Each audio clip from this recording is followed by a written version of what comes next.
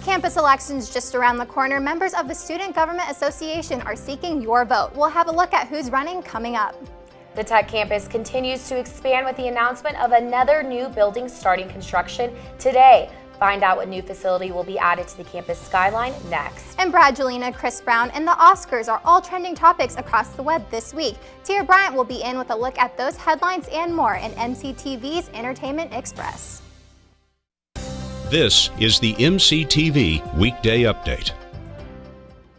Welcome to the Thursday edition of the MCTV Weekday Update. I'm Abby Aldrich. And I'm Reyna. In less than a week, online polls will open and students will have their annual chance to select the members of Tech Student Government Association. That's right, Megan. Last week, the SGA hosted a candidate forum in the Sub Matador room to give attendees a chance to learn more about those running for executive office. Along with a series of pre-selected questions, candidates were also given 90 seconds to explain why they should represent the student body.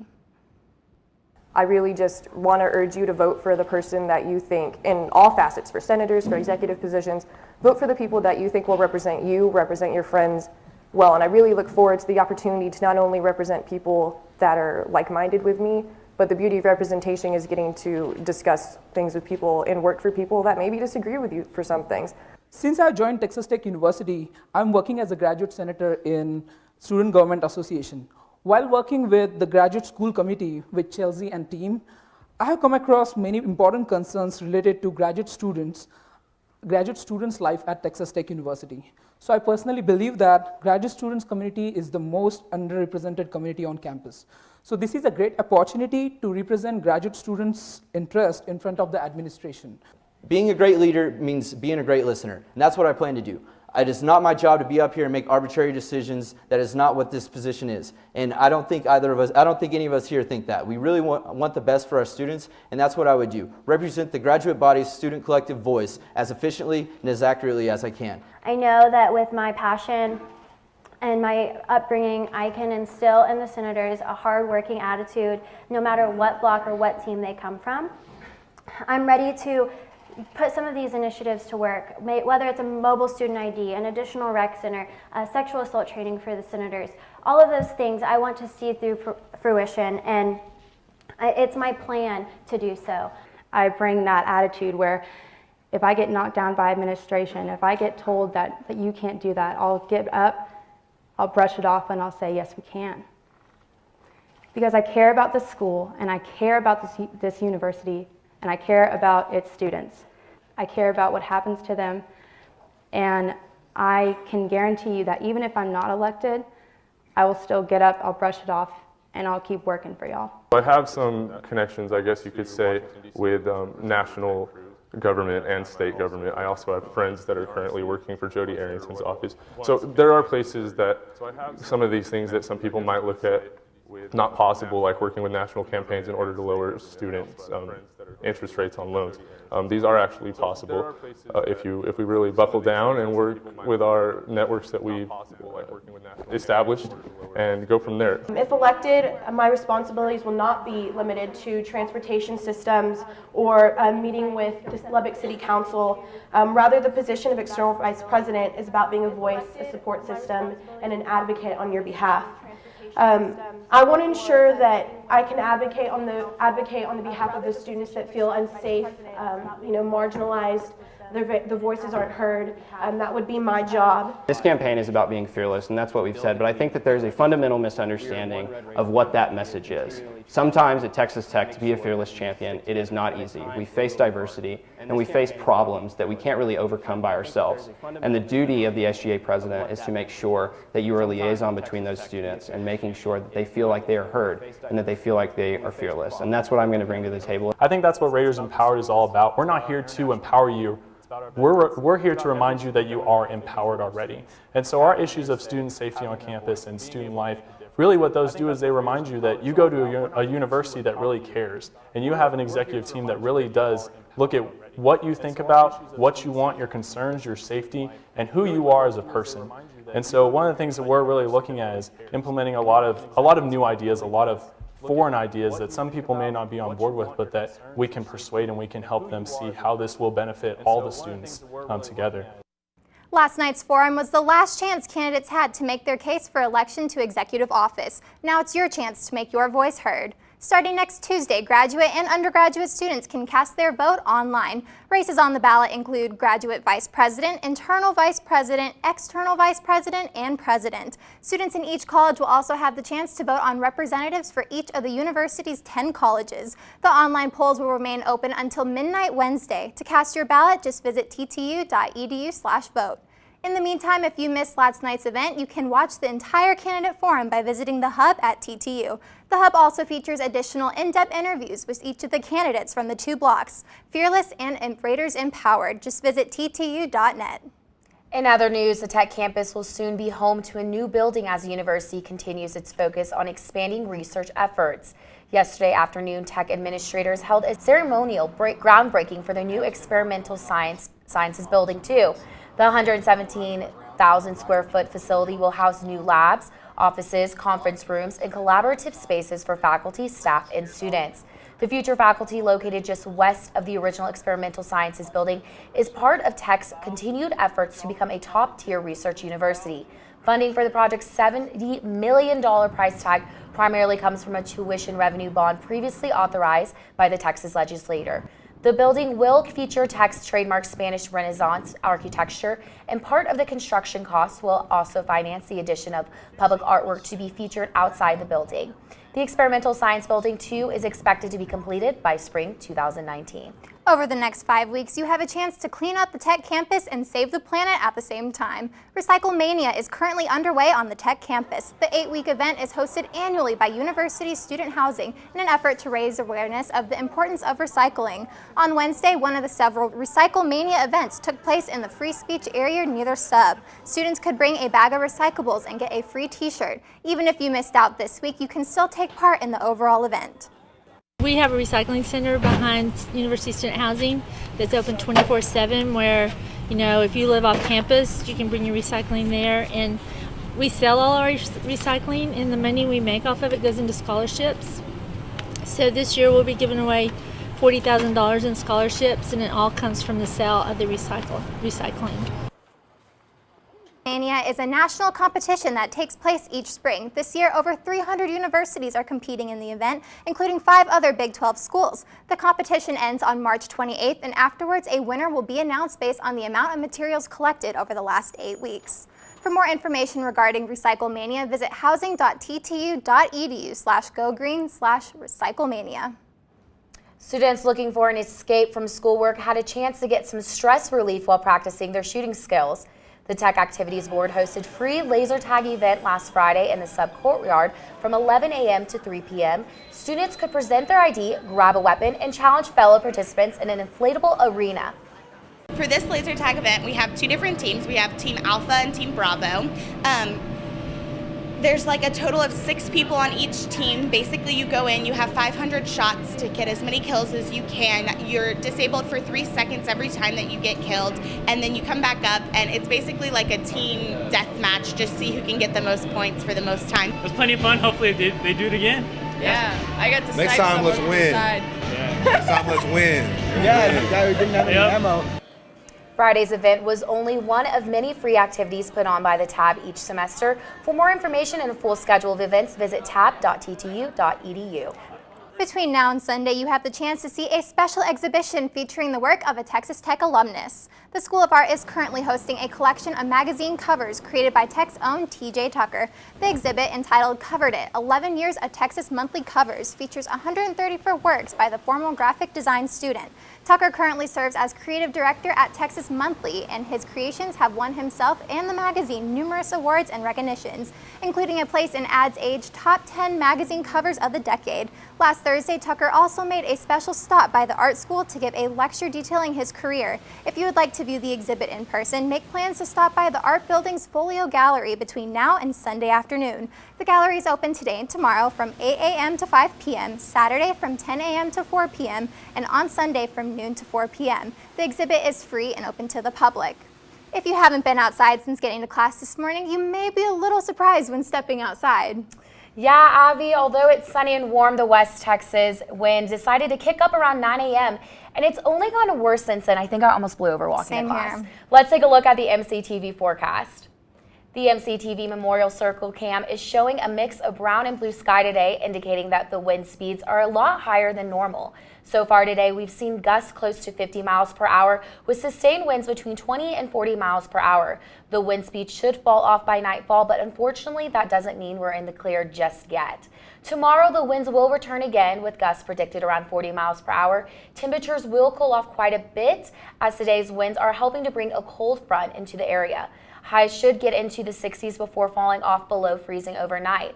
But also by tomorrow night, the winds should calm down significantly before we head into the weekend. On Saturday, temperatures will drop again with highs in the mid-50s. Skies will be sunny and luckily winds will be a lot more calm. Overnight temperatures will also rebound as the cold front leaves the area. On Sunday, temperatures will head back into the lower 70s and we'll have a few clouds in the sky. But we'll also see return of windy conditions in the 40-mile-per-hour gusts. The winds will again die down Sunday night and low temperatures will stay close to 40 degrees. On Monday, sunny skies return to the area and the 70-degree temperatures will continue. Winds will be breezy, but we'll have a short escape from the gusty conditions. Monday night will also be very mild with the low predicted just above 50 degrees. On Tuesday, windy conditions will be back with sustained winds around 25 to 35 miles per hour and 50-mile-per-hour gusts. Tuesday's high will top out in the mid-70s and we'll have mostly sunny skies. Overnight, winds will stick around, cooling temperatures back into the 30s. And on Wednesday, we should finally see an end to the windy conditions. Winds will be light and temperatures will drop slightly into the mid-60s. Wednesday's low will also be a little cooler with a possibility of a freeze overnight. Looking ahead, next week should bring back spring-like conditions with the windy weather out for the picture for at least a few days. The SGA elections and dust storm may be the big stories here on the Tech campus today, but there's much more happening outside the Lubbock city limits. MCTV's Tiara Bryant joins us now in studio with a look at what's trending in the celebrity world and today's Entertainment Express. Tiara. Thanks, Megan and Abby. In a recent interview, Angelina Jolie opened up about her split with husband of 2 years, Brad Pitt, saying Brad is a good father to their children and, quote, "We're focusing on the health of our family and so we will be stronger when we come out of this because that's what we're determined to do as a family. But we're still hopeful for Brangelina's makeup someday." In other news, the Today Show host, Hoda Kotb, just recently adopted a healthy baby girl.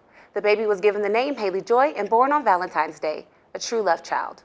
To be or not to be? That's the question when it comes to Drake and Rihanna. This past Monday was Rihanna's 29th birthday, and Drake wished the pop star a very happy birthday at his concert in Dublin, Ireland. No, because it's somebody's birthday today. Somebody I have a lot of love for and a lot of respect for. Oh, no, so, Rihanna. Instead of singing happy birthday, though, we just going to do this. We just going to do this in Dublin tonight. Instead of singing happy birthday, we're going to set it off just like this. Run it! Infamous bad boy Chris Brown is in deep water again, but this time with ex-girlfriend Karrueche Tran. Yesterday, Karrueche filed a restraining order claiming Chris told some mutual friends that he was going to kill her, and if he can't have her, no one could. Karrueche also claims that she was punched twice in the past by him, and she was also pushed down the stairs. Chris posted a video later that day telling fans not to believe all the BS they've heard in the media. Also, don't forget to tune into the 89th Annual Academy Awards show this upcoming Sunday night, being hosted by Jimmy Kimmel. Big names in Hollywood were nominated this year, including Denzel Washington, Ryan Gosling, Viola Davis, and Emma Stone. This year's Oscar ceremony is considered one of the most diverse in the nominations ever. The award show will air on Sunday night, 7:30 p.m. CT on ABC. For Entertainment Express, I'm Tiara Bryant. Back to you, Megan. Thanks, Tiara. Speaking of entertainment, if you're looking for something to do and escape the wind, a couple of campus groups have options for you. Let's take a look at the MCTV events calendar.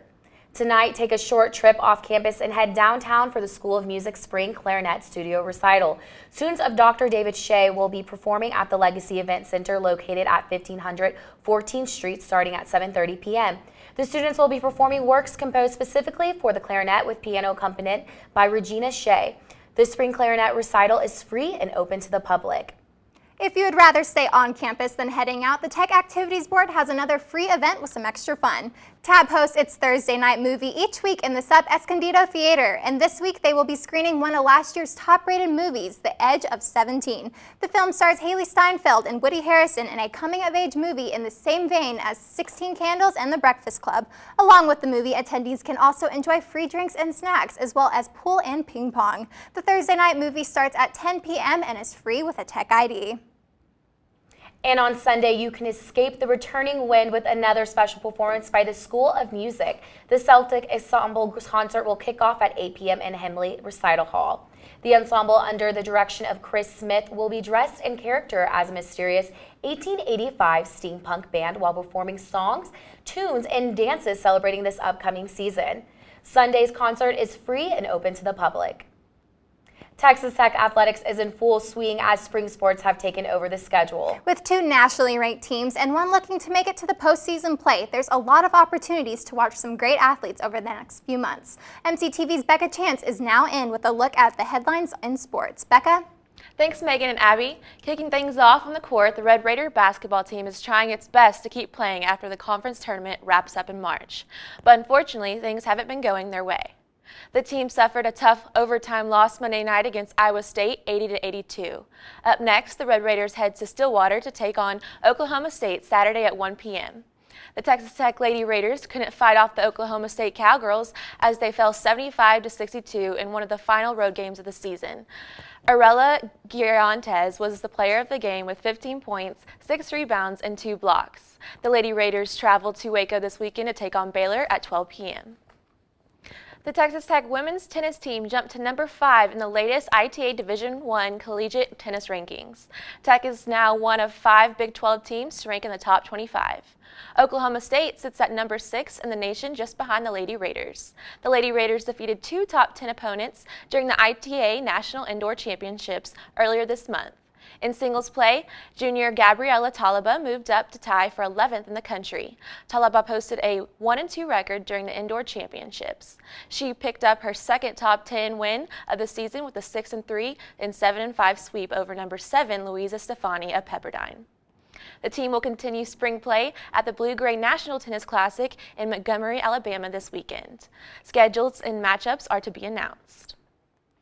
The Texas Tech men's tennis team snapped its 4-match losing streak with a pair of convincing wins over UTSA and Abilene Christian during a Friday doubleheader at the McLeod Tennis Center. The Red Raiders were sparked by Jackson Cobb, who made his dual match debut. The freshman earned the match-clinching doubles points and collected a pair of singles wins on the day. Texas Tech men's golf team concluded 6 straight days of tournament play Wednesday with a 4th-place finish at the Prestige. Tech stormed out of the gates early as Federico Zucchetti birdied 3 of his 4 holes on his way to a 4-under round of 67, which featured 8 birdies. At that point, after Ivan Ramirez also recorded an early birdie, Tech was just 5 shots off of the pace. However, struggles on the hole 4 and 7 pushed the Red Raiders back to a double-digit deficit. Moving to back to 9, Tech once joined the fray at the top of the leaderboard, going 5 under on holes 10 and 11, moving to win within 4 shots of the lead. Tech will be back in action March 6th through 8th at the Southern Highlands Collegiate, which takes place in Las Vegas, Nevada. The women's golf team finished the Lady Puerto Rico Classic in 7th place Tuesday morning at the Rio Bar Country Club. The Lady Raiders entered the final round in a tie for 8th place, topped a pair of top 25 teams in number 10 Arkansas and number 13 Purdue, as well as a higher ranked opponent in number 40 Michigan after a 12 over 300 final 18 holes. Tech will take just under 2 weeks before returning to the Lynx February 27th and 28th at the University of Houston Invitational. The 2-day tournament will be held at the Woodlands Country Club. The number 11 Texas Tech baseball team kicked off its home slate with a bang, posting a 16-1 win over New Mexico State on Tuesday at Dan Law Field at Rip Griffin Park. The Red Raiders turned into the 3rd double-digit hit total of the year against the Aggies, putting up a season-high 18 in Tuesday's victory. Tech ranked up 13 in 17 hits against Western Illinois on February 17th and 18th. It was also the most runs scored by the Red Raiders this season and the 3rd time with 10 or more. Junior infielder Orlando Garcia exploded for 4 hits and a career-high 7 RBI after roping 2 singles and 2 homers on Tuesday. Garcia launched a 3-run home run to left field in the 6th inning, then following it up with a grand slam in the 7th. It was the second time this season a Red Raider produced a 4-hit performance, joining Hunter Hargrove's season opening bid against Western Illinois. 3 other Red Raiders posted 2 or more hits against the Aggies, as freshman outfielder Grant Little tailed 3, while junior outfielder Connor Beck and freshman infielder Josh Young each had 2. Little and Young led the Red Raiders with 4 multi-hit games this season. The Red Raiders return to action with the 4-game weekend at Rip Griffin Park on Friday through Sunday when they welcome in California Berkeley. Game 1 is set for 2 p.m., first pitch on Friday, February 24th, followed by a doubleheader on Saturday beginning at noon, with the final slated for 1 p.m. on Sunday afternoon. That's all for sports. Back to you guys. Thanks, Becca. So Megan, are you planning on stopping and heading out to any of the sporting events this weekend? Yeah, I definitely want to make it out to those baseball games. I do too. Hopefully the weather holds out. Well, that's all for today's edition of the MCTV Weekday Update. Thanks so much for joining us, and be sure to check ttuhub.net every day for more news. We'll see you next week.